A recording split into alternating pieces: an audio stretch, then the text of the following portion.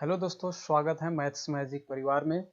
मैं हूं चंद्रशेखर कुमार और आज हम पढ़ने वाले हैं डेली करेंट अफेयर्स 21 अप्रैल के उन सारे इम्पोर्टेंट करेंट अफेयर्स पे ध्यान देने वाले हैं जो कि एग्जाम्स में आने वाले हैं। ठीक है, चलिए तो शुरू करते हैं। पहला क्वेश्चन देखेंगे यहाँ पे। चलिए, ये क्वेश्चन रहा आपके सामने। किस भारतीय शतरंज खिलाड़ी को हाल ही में WWF यानी वर्ल्ड वाइड फंड, देखिए इसका जो यहाँ पे हम लोग देख लेते हैं, WWF इसका फुल फॉर्म क्या होने वाला है? तो वर्ल्ड वाइड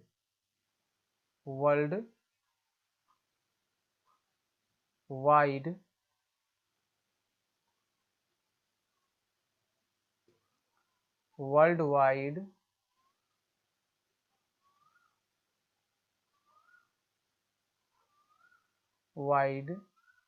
फंड। ठीक है, वर्ल्ड वाइड फंड। इंडिया के पर्यावरण शिक्षा कार्यक्रम के ब्रांड एम्बेसडर नियुक्त किया गया है। किसे नियुक्त किया गया है? ठीक है, तो इसका आंसर जो होगा आपका हो जाएगा विश्वनाथ आनंद, विश्वनाथन आनंद। ठीक है, आंसर होगा डी, विश्वनाथन आनंद। चलिए इनके बारे में थोड़ा सा हम लोग जान लेते हैं। WWF इंडिया ने भारत में पर्यावरण संरक्षण के 50 वर्ष पूरे किए हैं और पर्यावरण के लिए संरक्षण और बचाव के लिए विश्वनाथन आनंद के जुड़ने से खुश हैं। विश्वनाथन आनंद का जन्म 11 दिसंबर 1969 को 11 दिसंबर 1969 इनका जो है जन्म 11 दिसंबर 1969 को कहाँ हुआ था? तो तमिलनाडु के मयिलादुथुरई में हुआ था। याद रखेंगे कि विश्वनाथन आनंद का जन्म तमिलनाडु के मयिलादुथुरई में हुआ था, जिन्होंने 6 साल की जो है उम्र में जो है अपनी माँ से शतरंज खेलना सीखा था। ये शतरंज के खिलाड़ी है। ठीक है, इसलिए विश्वनाथन आनंद शतरंज की दुनिया के उन चुनिंदा खिलाड़ियों में है जिन्होंने अपने जमाने के हर खिलाड़ी को मात दी है। वे साल 2003 में फीडे विश्व शतरंज चैंपियनशिप में विश्व शतरंज बने और वे अपने समय के दृढ़ खिलाड़ी माने जाते हैं। ठीक है, चलिए अब दूसरा प्रश्न देखते हैं। दूसरा प्रश्न आपका है यहाँ पे, केंद्र सरकार ने कोरोना वायरस कोविड-19 लॉकडाउन के कारण भारत में फंसे सभी विदेशी नागरिकों के सामान्य और ई वीजा की अवधि बढ़ाकर कितने तारीख तक कर दी है? तो जैसे कि आप लोग जानते हैं, ये जो लॉकडाउन चलने वाला है कितना तक? 3 मई तक। ठीक है, तो इस वीजा जो है ई वीजा की अवधि बढ़ा करके रख दिया गया है। कब तक रख दिया गया है? यानी 15 मई तक रख दिया गया है। ठीक है, चलिए अगला देखेंगे।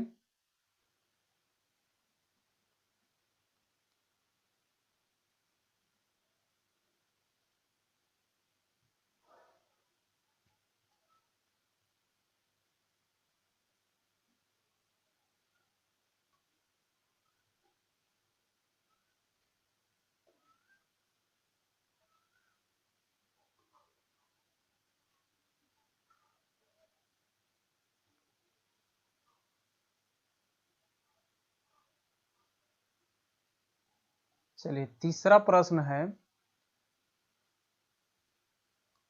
किस राज्य के मुख्यमंत्री के चंद्रशेखर राव ने घोषणा की है कि राज्य में लॉकडाउन की अवधि को 7 मई तक के लिए बढ़ाया जा रहा है? ध्यान दीजिए कि लॉकडाउन जो है पूरे देश में 3 मई तक है। लेकिन यहाँ पे तेलंगाना जो है पहला ऐसा राज्य है जिन्होंने, तेलंगाना जो है भारत का पहला राज्य है जो इस डेट को बढ़ा करके 7 मई तक कर दिया है। ठीक है, कौन सा पहला राज्य है भारत का? तो वो है तेलंगाना, जो 3 मई से हटा करके ये जो है अपने राज्य में 7 मई तक लॉकडाउन को जो है लागू कर दिया है। तेलंगाना के मुख्यमंत्री कौन है? तो वो है के चंद्रशेखर राव। ठीक है, मुख्यमंत्री कौन है अभी फिलहाल? के चंद्रशेखर राव। ठीक है, चलिए एक्सप्लेनेशन देखेंगे।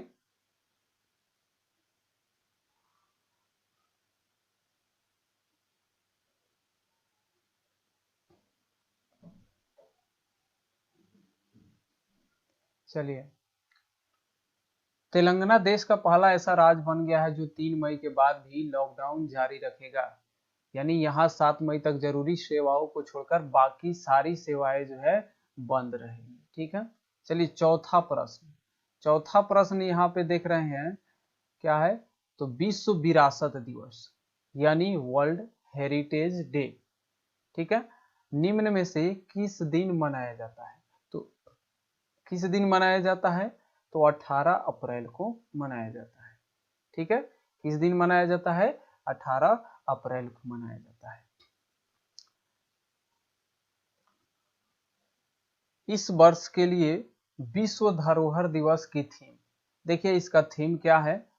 विश्व धरोहर दिवस की थीम साझा संस्कृति, साझा विरासत, साझा जिम्मेदारी, यानी shared culture, shared heritage, shared responsibility है। इसका थीम क्या है? साझा संस्कृति, साझा विरासत, साझा जिम्मेदारी है। इस दिवस का उद्देश्य वैश्विक स्तर पर सांस्कृतिक विरासत की विविधता के महत्व के बारे में जागरूकता पैदा करना तथा भविष्य के लिए संरक्षित करना है। वैश्विक स्तर पर कोविड-19 प्रकोप के कारण इस वर्ष इस दिवस को इंटरनेट के माध्यम से मनाने का निर्णय लिया गया है। पहली बार ऐसा हुआ है कि विश्व धरोहर दिवस को इंटरनेट के माध्यम से ऑनलाइन मनाया जाएगा। इसमें इमेजिन सम्मेलन यानी आभासी सम्मेलन, ऑनलाइन व्याख्यान, प्रेस विज्ञप्ति एवं सोशल मीडिया अभियान जैसी कई गतिविधियां शामिल की गई है। चलिए आगे देखेंगे।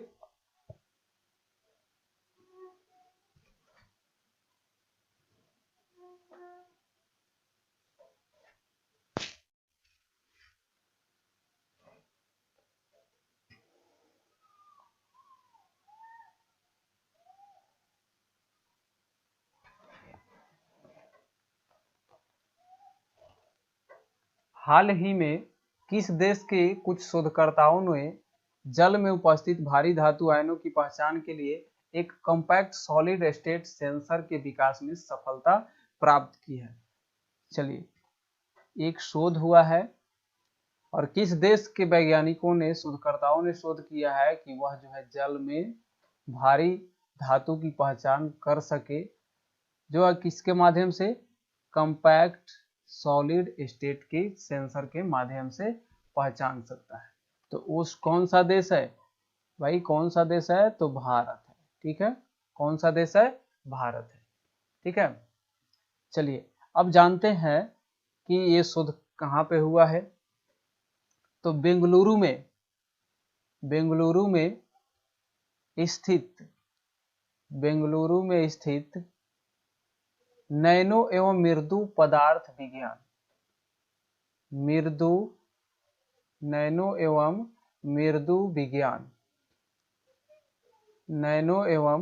मृदु विज्ञान केंद्र में शोधकर्ताओं की एक टीम ने कॉम्पैक्ट सॉलिड स्टेट सेंसर के विकास में सफलता प्राप्त की है। अध्ययन के दौरान देखा गया कि सेंसर के माध्यम से बहुत ही आसानी से जल में उपस्थित भारी धातु आयनों की पहचान की जा सकती है। हालांकि शोधकर्ताओं की टीम इस सेंसर की चयनात्मकता में और अधिक सुधार का प्रयास कर रही है।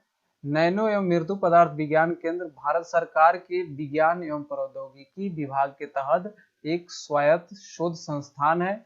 यह संस्थान कर्नाटक की राजधानी बेंगलुरु में है। ठीक है, तो याद रखेंगे कि ये शोध संस्थान यानी नैनो एवं मृदु पदार्थ विज्ञान केंद्र कहाँ पे है, तो वह बेंगलुरु में है। कहाँ पे है, बेंगलुरु में है। ठीक है, चलिए आगे देखते हैं।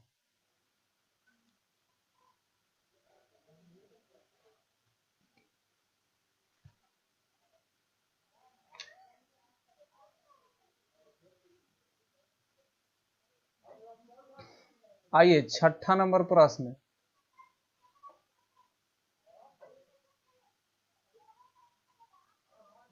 चलिए, हाल ही में किस राज्य सरकार द्वारा एक अध्यादेश के माध्यम से राज्य निर्वाचन आयुक्त स्टेट इलेक्शन कमिश्नर के कार्यकाल में कटौती की गई है? तो कौन सा देश है भाई, सॉरी कौन सा राज्य है, तो वो राज्य जो है आपका आंध्र प्रदेश है। ठीक है, आंध्र प्रदेश। आइए एक्सप्लेनेशन देखते हैं। अध्यादेश के माध्यम से पंचायत राज अधिनियम 1994, पंचायत राज एक्ट 1994 में संशोधन के माध्यम से राज्य निर्वाचन आयुक्त का कार्यकाल 3 वर्षों तक सीमित कर दिया है। कितने वर्ष तक कर दिया है, 3 इयर्स, 3 वर्ष तक सीमित कर दिया गया है। ठीक है, 3 वर्ष तक सीमित कर दिया। साथ ही अध्यादेश में उल्लेख किया गया है कि राज्य निर्वाचन आयुक्त को उच्च न्यायालय के न्यायाधीश को हटाने के आधार एवं प्रक्रिया के अतिरिक्त किसी अन्य आधार पर नहीं हटाया जा सकेगा। आंध्र प्रदेश में स्थानीय निकायों के चुनाव होने वाले थे, लेकिन राज्य निर्वाचन आयुक्त ने कोविड-19 महामारी के प्रकोप का हवाला देते हुए चुनाव को स्थगित कर दिया है। चलिए आगे देखते हैं। 7वां नंबर प्रश्न, कोविड-19 के कारण राष्ट्रव्यापी लॉकडाउन की स्थिति को देखते हुए किस राज्य में आयोजित होने वाले त्रिशूरपुरम उत्सव को पहली बार रद्द कर दिया गया है? तो पहला ऑप्शन तमिलनाडु है।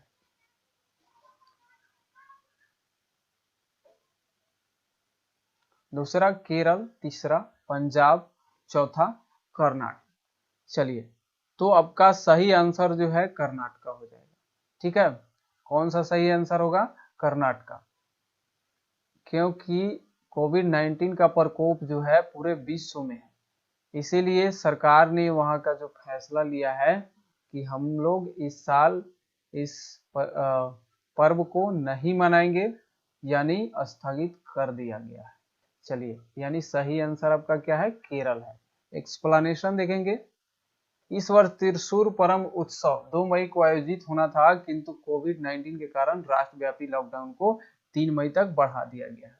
ये उत्सव प्रत्येक वर्ष जो है कब मनाया जाता है, 2 मई को मनाया जाता है, लेकिन लॉकडाउन जो आपका है ये जो है 3 मई तक है।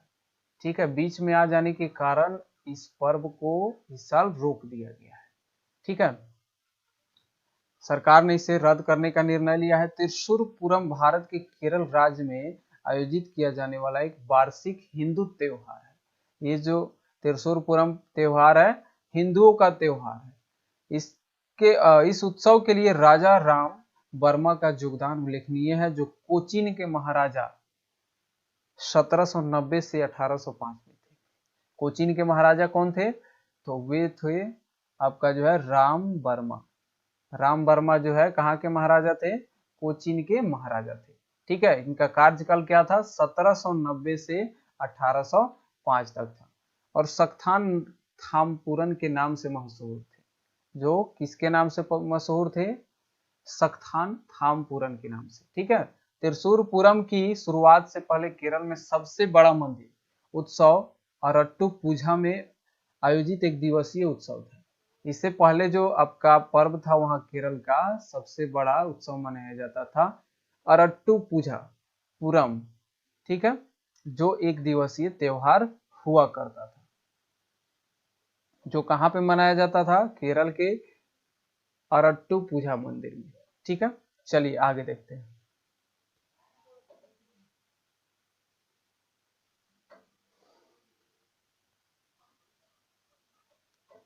चलिए क्वेश्चन आपके सामने है 8 नंबर। केंद्रीय कृषि एवं किसान कल्याण मंत्रालय ने कृषि आधारित आपूर्ति श्रृंखलाओं में विघटन को कम करने के लिए किस मोबाइल एप्लीकेशन को लॉन्च किया है? ठीक है, तो आइए पहला एप्लीकेशन आपका किसान रथ है। ठीक है, इसके बाद वाला देखेंगे स्वर्ग रथ, जन कल्याण, किसान कल्याण। तो कौन सा आंसर होगा बताइए जल्दी से। तो इसका आंसर जो होगा आपका किसान रथ होगा। ठीक है, क्या हो जाएगा? किसान रथ होगा। किसान रथ को क्यों लॉन्च किया गया है तो आइए देखते हैं। अभी हाल फिलहाल में जो प्रॉब्लम चल रहा है कोविड-19 के कारण, किसानों को काफी व्यापारियों को दिक्कत हो रही है। अनाज को यहाँ से एक जगह से दूसरे जगह ले जाने में गाड़ी नहीं मिल पा रही है। ठीक है, तो इसी को दूर करने के लिए यहाँ देखिए किसानों एवं व्यापारियों को उनकी उपज को स्थानांतरित करने के लिए वाहनों को खोजने में ये जो है ऐप मदद करता है, मदद करेगा। कोरोना वायरस कोविड-19 के कारण देश में 3 मई तक लॉकडाउन की घोषणा की गई है। इस लॉकडाउन में किसानों को फसल और सब्जी बेचने में काफी परेशानी हो रही है। केंद्रीय कृषि मंत्री ने किसानों की इस परेशानी के देखते हुए यह ऐप लॉन्च किए हैं। यानी किसान भाई जो भी हैं, व्यापारी हैं, वो अपना फल सब्जी एक जगह से दूसरे जगह पहुंचाने के लिए अगर उनको गाड़ी नहीं मिलती है तो इस ऐप के माध्यम से, ठीक है, इस ऐप के माध्यम से आप जो है गाड़ी खोज सकते हैं। ठीक है, चलिए यानी किसान रथ जो है किसान और व्यापारियों के लिए जो किया है काफी फायदेमंद है। ठीक है, चलिए आइए अब अगला प्रश्न देखते हैं। 9 नंबर प्रश्न देखेंगे। हाल ही में भारत की किस अग्रणी दुपहिया कंपनी ने यूनाइटेड किंगडम की 122 साल पुरानी मोटरसाइकिल कंपनी नॉर्टन का अधिग्रहण कर लिया है? ये जो है देखिए आपका आंसर हो जाएगा, इसमें देख लेते हैं टीवीएस, यामाहा, बजाज, होंडा। कौन सा आंसर होगा तो आपका होगा टीवीएस। ठीक है, टीवीएस आंसर होगा। टीवीएस का सबसे बड़ा जो वहां पे कंपनी है, मोटरसाइकिल कंपनी, जो कि ब्रिटेन में स्थित है। ब्रिटेन में ये जो है टू व्हीलर कंपनी जो टीवीएस मोटर ने ब्रिटेन की 122 साल पुरानी कंपनी को 153 करोड़ में खरीद लिया है। नॉर्टन जो कंपनी है आपका ब्रिटेन में है, ये जो है काफी 122 साल पुरानी है। इसकी स्थिति अभी काफी बुरी चल रहा था, दयनीय था, जिसके कारण ये जो है टीवीएस के द्वारा बेच दिया है। नॉर्टन ने अपनी कंपनी को टीवीएस से बेच दिया है। ठीक है, चलिए ये जो है इसका स्थापना किसने किया था इसके बारे में भी हम जान लेते हैं। हाय,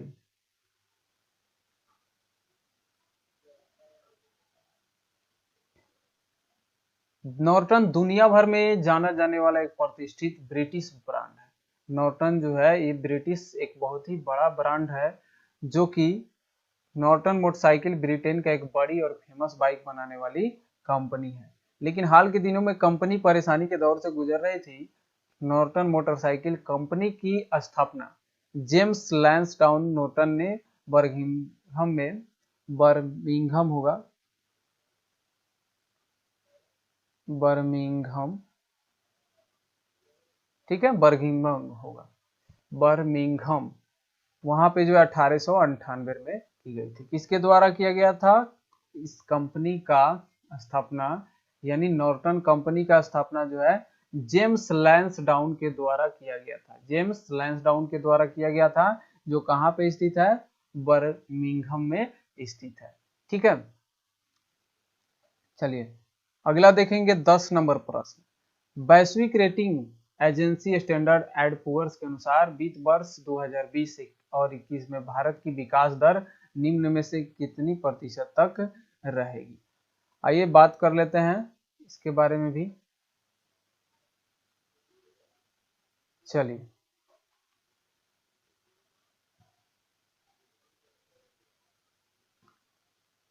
हम आंसर्स पे जाने से पहले एक्सप्लेनेशन देखते हैं। वैश्विक rating agency Standard and Poor's ने हाल ही में वित्त वर्ष 2020-21 के लिए भारत के विकास अनुमान का अपना पूर्वानुमान जारी किया है। वैश्विक rating agency Standard and Poor's ने भारत के जीडीपी विकास अनुमान को 3.5% के पिछले अनुमान से 1.8% तक घटा दिया है।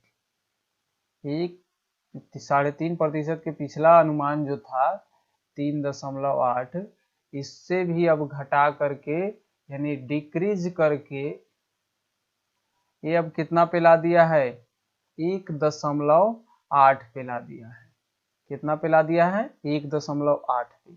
ये अंदाजा लगाया है कि भारत की जो जीडीपी का दर होगा वो जो है 1.8 का रहेगा। चलिए, एजेंसी ने यह भी चिंता व्यक्त किया है कि कोरोना वायरस प्रकोप का चरम बिंदु अभी तक नहीं पहुंचा है और ये कई अन्य देशों की तुलना में थोड़ी देर के बाद होने की उम्मीद है। ठीक है, चलिए आज के लिए इतना ही, फिर मिलेंगे ऐसा ही जो है करेंट अफेयर्स लेकर के। तब तक के लिए विदा दीजिए। चैनल पे जो भी नए हैं सब्सक्राइब कर दीजिएगा, बगल में बेल आइकन होगा दबा दीजिएगा ताकि सारी वीडियो का नोटिफिकेशन आप तक पहुंच जाए। चलिए, एक लाइक भी कर दीजिएगा शेयर करके और भाइयों के पास पहुंचा दीजिएगा। जय हिंद, जय भारत।